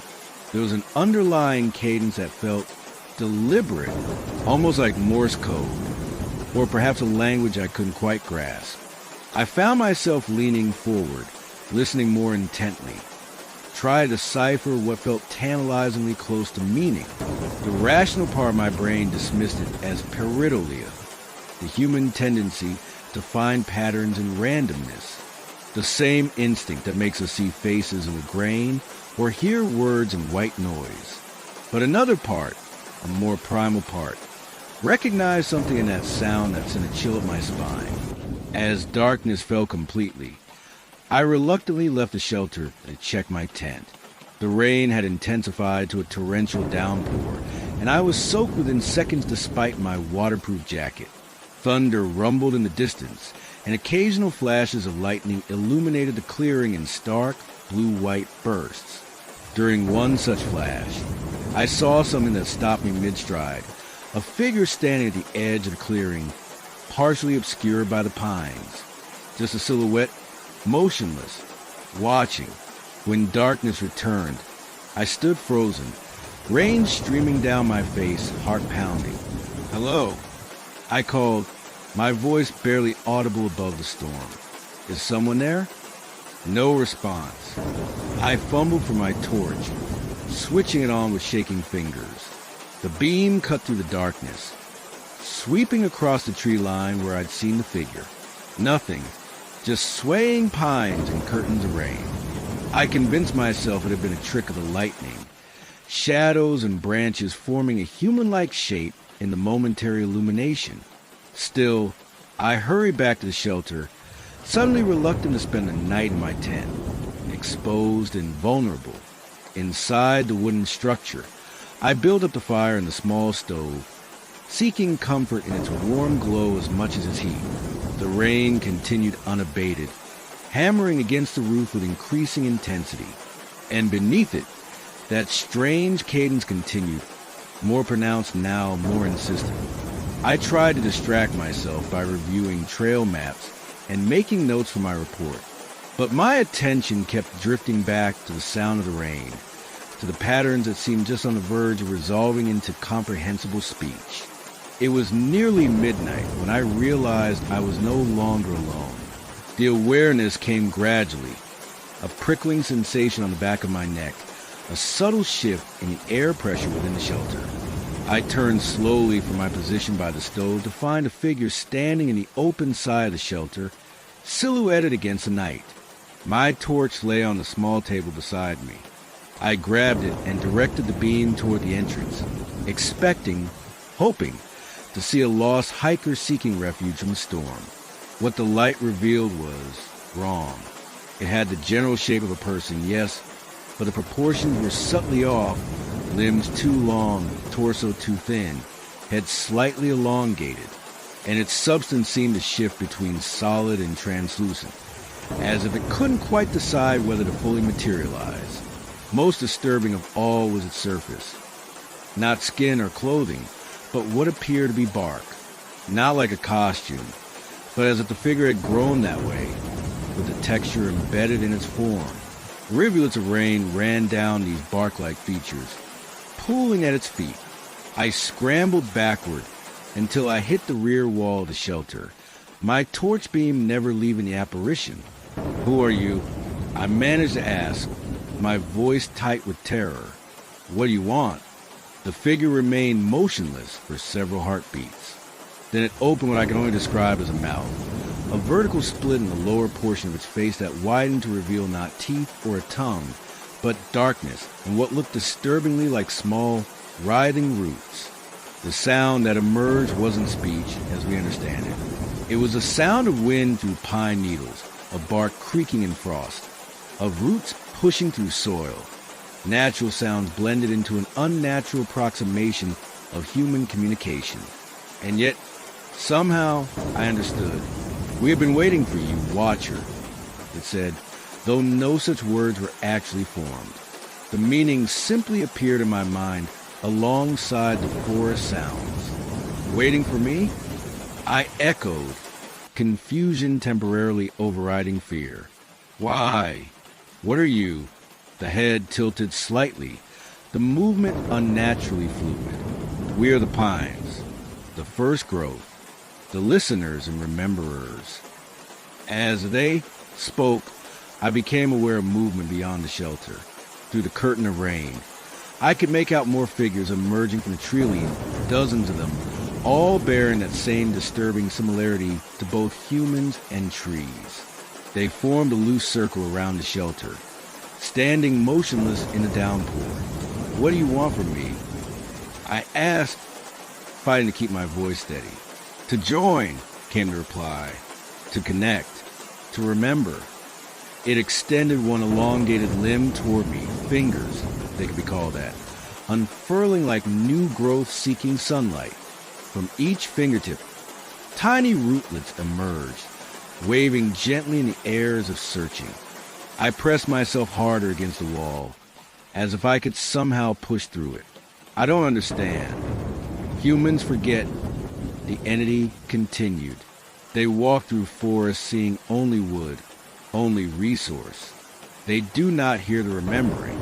They do not know that every drop of rain carries memory, that each root touches all others beneath the soil. We remember everything that has ever been in this forest, every creature, every drop of blood, every whispered secret." More figures were approaching the shelter now, moving with that same unsettling fluidity. Their bark-like surfaces gleamed wetly in the torchlight. "You are different," the first entity said. "You listened. You heard our calling in the rain." With horrifying clarity, I suddenly understood what had been nagging at me about the rain's rhythm. It had been calling my name, not my given name, but some deeper identity I hadn't known I possessed until that moment. "I don't want to join you," I said, the words emerging as a desperate whisper. The entity's head tilted again, this time in what seemed like genuine confusion. "But you are already part of us. All humans are. Flesh returns to soil. Soil feeds root. Root becomes tree. The cycle never ends. We merely accelerate. Clarify. Make conscious what is unconscious." It took another step into the shelter, those root-like fingers reaching toward my face. Behind it, more entities crowded the entrance, their bark faces expressionless, yet somehow radiating an ancient hunger. In that moment, I did the only thing I could think of. I threw my torch directly at the wood stove, knocking it over. Burning logs spilled onto the wooden floor, instantly igniting the aged, dry timber. Flames leapt up with surprising speed, forming a barrier between me and the entities. They recoiled from the fire with a sound like a forest in high wind, a collective wail of multiple trunks and branches creaking under pressure. I used the distraction to lunge past them, out into the rain, running blindly into the darkness. Behind me, the shelter was rapidly becoming engulfed in flames, the fire seeming to spread with unnatural eagerness despite the downpour. It cast a flickering orange glow across the clearing, illuminating dozens of the bark entities now moving toward me with purpose. I ran for the tree line opposite the approaching horde, hoping to lose them in the darkness of the forest. But as I reached the first pines, I discovered my error. The trees themselves began to move, branches reaching down like arms, roots breaking through the soil to entangle my feet. Everywhere I turned, more bark eddies emerged from behind trunks, descending from branches, rising from the very ground itself. Their chorus filled my head now, no longer subtle but overwhelming, 1,000 woodland voices repeating. Join us, remember with us, become. I felt exhausted and surrounded, the cold ground soaking through my clothes. The entities formed a circle around me, watching with their eyeless faces, the rain running down their bark skin like tears. The first entity approached and knelt beside me. Up close, I could see details I'd missed before, patterns in its bark-like covering that resembled human features stretched and distorted, as if a person had been wrapped in living wood that gradually consumed them. Do not fear, it communicated as one gnarled hand reached for my face. You will still exist. You will simply expand. Your consciousness will join with the root network. Your memories adding to our collective remembering. Your body will provide nutrients for new growth. Nothing is wasted. Nothing truly ends. Its touch was surprisingly gentle as root tendrils emerged from its fingertips, brushing against my cheek with feather lightness before beginning to penetrate my skin. The pain was exquisite, not the crude agony of physical injury, but something more profound, as if every nerve ending was simultaneously being stimulated beyond capacity. I felt the tendrils spreading beneath my skin, connecting with my nervous system, creating new pathways. And with the pain came something else, a vast, ancient consciousness slowly bleeding into mine. Flashes of memories not my own, centuries of silent observation, of slow growth and patient waiting. The understanding of time as a tree understands it, not in minutes and hours, but in seasons and decades. The sensation of sunlight absorbed through leaves, of water drawn up through roots, of information exchanged through fungal networks deep underground. For a moment, just the briefest instant, I glimpsed the totality of what I was being offered. Immortality of the sort, omniscience within the forest boundaries, connection to something so much larger than my limited human existence. It was then I heard the helicopter. The sound penetrated even the entity's psychic grip. The rhythmic thudding of rotor blades approaching rapidly. A moment later, a blinding spotlight cut through the rain, illuminating the clearing and the bizarre tableau within it. The entities reacted immediately, withdrawing from me and retreating toward the tree line with unnatural speed. The tendrils ripped free from my skin, leaving strange, branching wounds that burned like fire.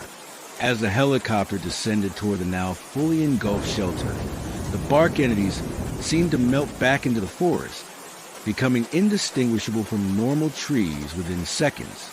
What followed is a blur in my memory. The helicopter contained a firefighting crew responding to the forest fire I'd inadvertently started. They found me semi-conscious at the edge of the clearing, incoherent and feverish. I was airlifted to the nearest hospital, what they diagnosed as hypothermia, exposure, and delirium, along with strange, infected lacerations on my face and neck that no one could quite explain. My official report stated that I'd been caught in an unexpected storm, sought shelter, and accidentally knocked over the stove while suffering from early-stage hypothermia. The strange wounds were attributed to falling through brambles in my disoriented state. A perfectly rational explanation that everyone, including my superiors, readily accepted. I didn't return to work after my recovery. Couldn't face the forest again. I moved to the city and took a job in an office building with no plants. No trees visible from the windows. Nothing green or growing to remind me of what I'd experienced. But the connection wasn't completely severed. On rainy nights, I hear them calling, their voices carrying the patter of droplets against glass. Sometimes when I accidentally touch wood, a desk, a door frame, the handle of a utensil, I receive flashes of their collective memory, glimpses of the vast consciousness that nearly consumed me. The wounds on my face and neck never properly healed. They formed unusual scars, branching patterns that resemble, if you look closely, the grain of wood. Sometimes, especially during full moons or heavy rainstorms, they itch unbearably, and I found small, tender-like rootlets emerging from them that I must carefully trim away. I know they're still waiting for me. Patient as only trees can be, their consciousness spanning centuries, their root network gradually expanding, reaching. The whispering pines remember me, and someday they'll find a way to complete what they started. So I offer this warning. If you ever find yourself in low national forest and you hear a strange rhythm in the rainfall, a pattern that seems almost like words, don't listen too carefully. Don't try to understand. And whatever you do, don't answer when the forest calls your name. Because the pines are always whispering, always watching, always waiting to welcome new consciousness into their ancient collective. And once they've marked you as one of their own, it's only a matter of time before you join them. The rain outside your window, is it speaking to you now? Perhaps you should turn up your music. Drown out its voice. Because if you listen closely enough, you might just understand what it's saying.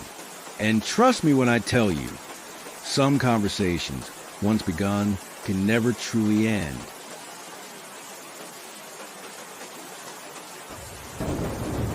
Is it raining where you are right now?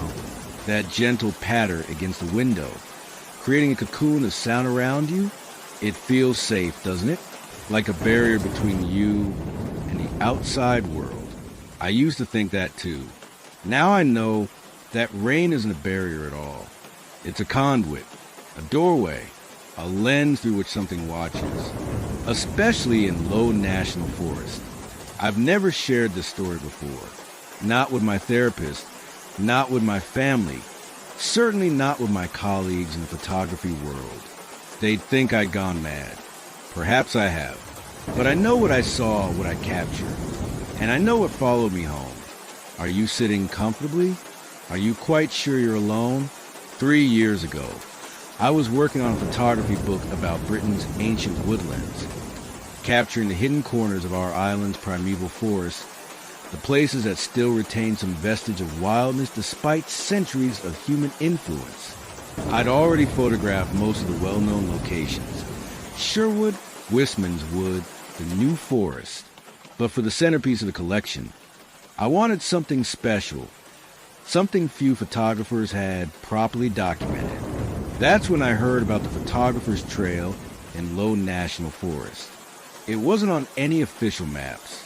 I learned about it through whispers in photography forums, references in obscure journals from the early days of the art form.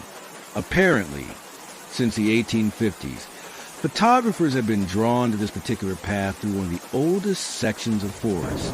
The light there was said to be different, more vibrant, more intense, creating effects that couldn't be explained by conventional optics. The photographs taken there had a peculiar quality, a depth and a luminescence that made them seem almost three-dimensional. Plants appear more vibrantly green than seemed natural. Water reflected light in impossible ways, and shadows contained subtle details that shouldn't have been visible. Some of the most renowned nature photographers in history had allegedly visited the trail, though curiously, many never published their work from there. Those who did often destroyed the negatives afterward, leaving only a handful of prints that became highly sought after by collectors. I was skeptical of these stories, of course.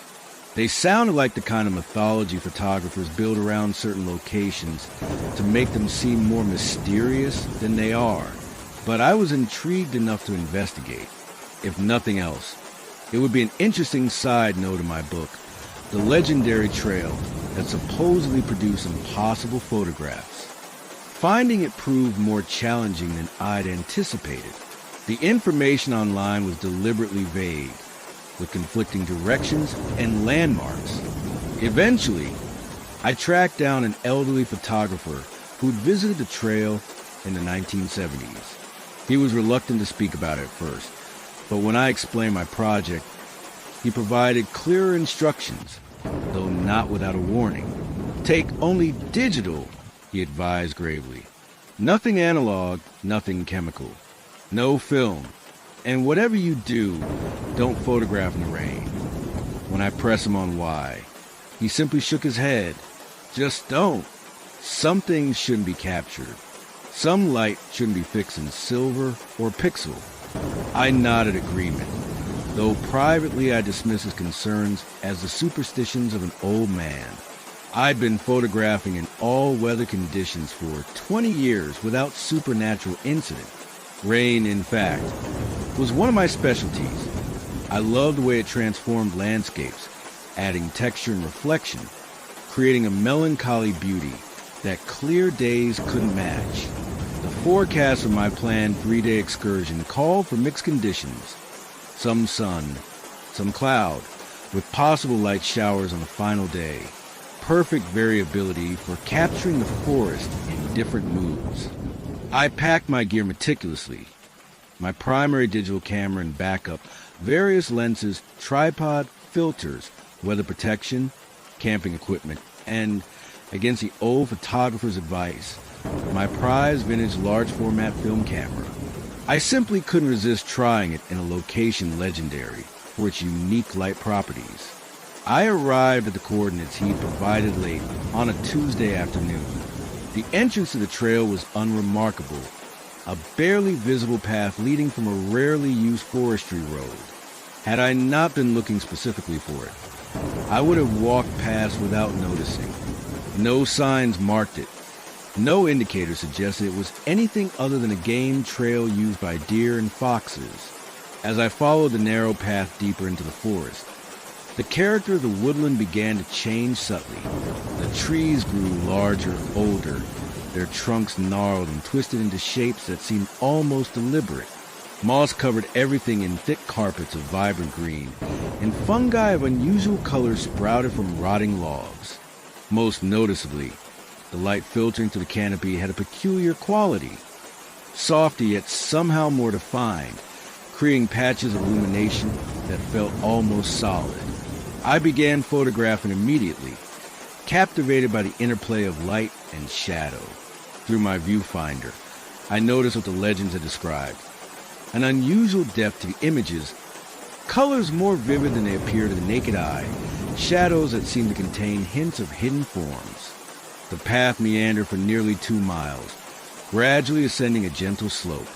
According to my research, the most renowned section, the place where the truly extraordinary photographs had been taken, was a small clearing at the trail's highest point. I intended to reach it before sundown, set up camp nearby, and spend the following day documenting it in various lighting conditions. I reached the clearing just as the sun was beginning its descent toward the horizon. It was a perfectly circular space, perhaps 30 feet in diameter, surrounded by the largest and oldest trees I'd seen yet. At its center stood a curious natural formation, a roughly table-shaped rock covered in a blanket of moss, so thick it appeared almost like velvet. The light in the clearing was unlike anything I had experienced in 2 decades of photography. It seemed to come from everywhere and nowhere simultaneously, creating no distinct shadows, yet illuminating every detail with perfect clarity. Colors appeared supersaturated, textures enhanced to an almost tactile degree. I worked quickly, taking advantage of the remaining daylight, shooting hundreds of digital images from various angles and with different settings. The results on my camera's display were stunning.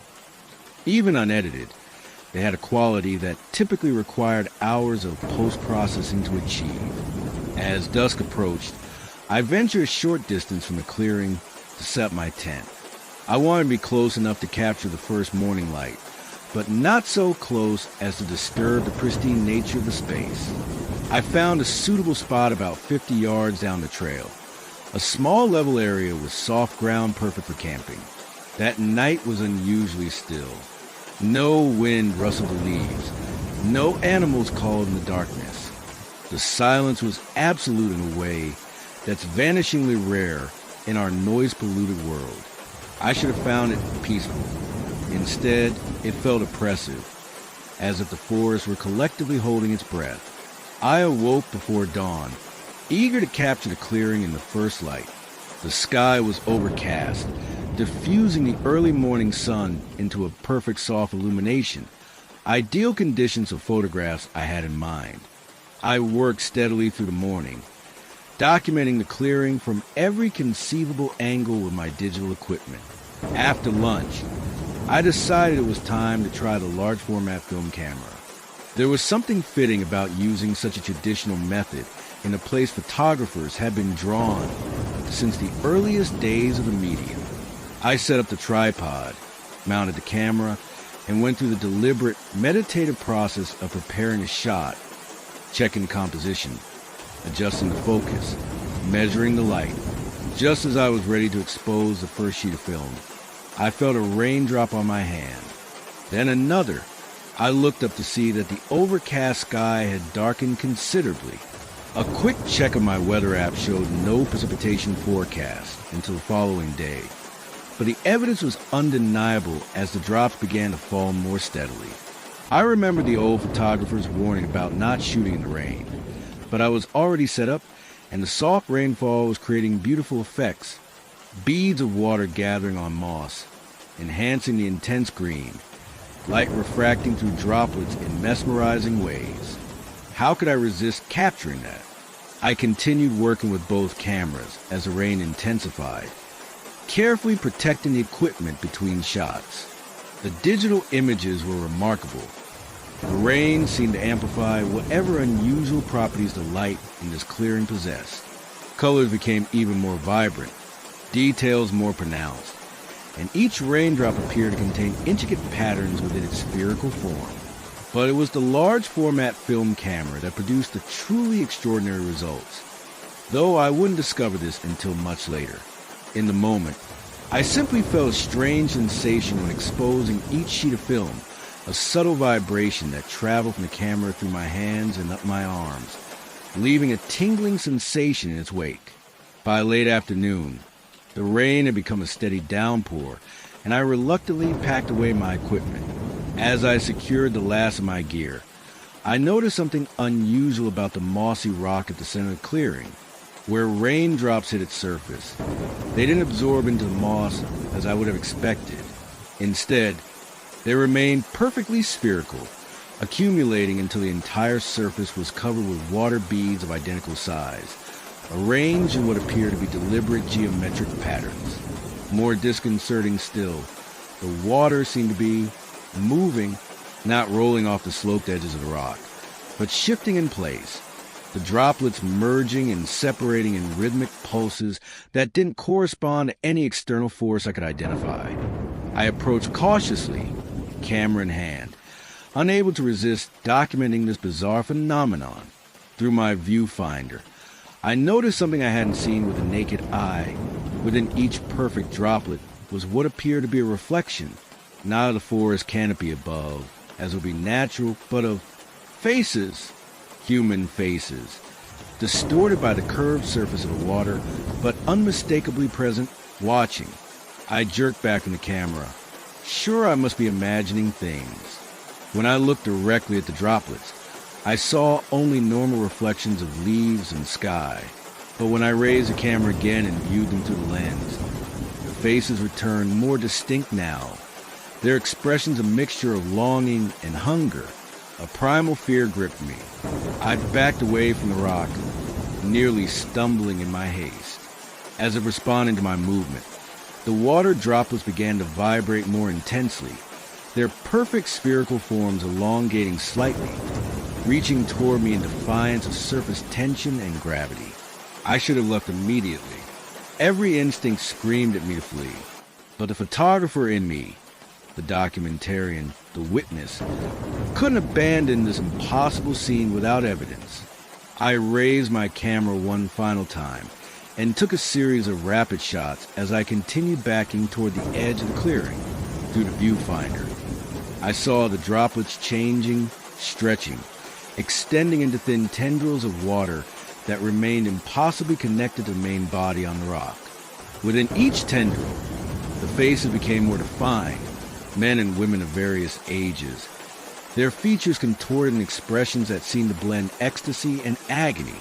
As I reached the edge of the clearing, a sound emerged from the center, not vocalized, but rather a vibration carried through rainfall itself, a modulated pattern that eerily approximated human speech. We see through the lens. We come through the lens. I ran, abandoning all professional dignity. I fled down the trail, camera clutched to my chest, rain lashing in my face and gear. Behind me, the peculiar rhythmic vibration and rainfall intensified, no longer trying to approximate words, but becoming something more primal, a hungry, eager pulse that seemed to follow me through the forest. I didn't stop at my campsite. I left the tent and the rest of my equipment, concerned only with putting distance between myself and that clearing. The rain grew heavier, the forest darker, the path more treacherous with each passing minute. Several times I slipped on mud or tripped over exposed roots, but terror drove me onward. When I finally reached my car, I was drenched and trembling, as much from fear as from cold. I threw my cameras onto the passenger seat, started the engine, and drove away with reckless speed, not feeling truly safe until I'd left the forest far behind. That night in my hotel room, I began reviewing the digital images with shaking hands. The earlier shots were, as I remembered, unusually vibrant and detailed, but otherwise normal forest photographs. But the final series, taken as I backed away from the mossy rock, showed something impossible. The water droplets had indeed formed tendrils, reaching toward the camera like searching fingers. And within each one, faces were clearly visible, not reflections or pareidolia, but fully formed human visages captured in impossible detail within the narrow columns of water. Most disturbing of all, they showed expressions of recognition, as if they saw not just the camera but me behind it. The very last image, taken moments before I fled, showed the tendrils extending beyond the frame of the photograph, appearing to reach toward the camera itself. Toward me. I deleted them all, every single image from that day. Then I deleted the backups. Then I wiped the memory cards completely. I wanted no record, no evidence, no possibility of ever viewing those images again. The film from my large format camera was another matter.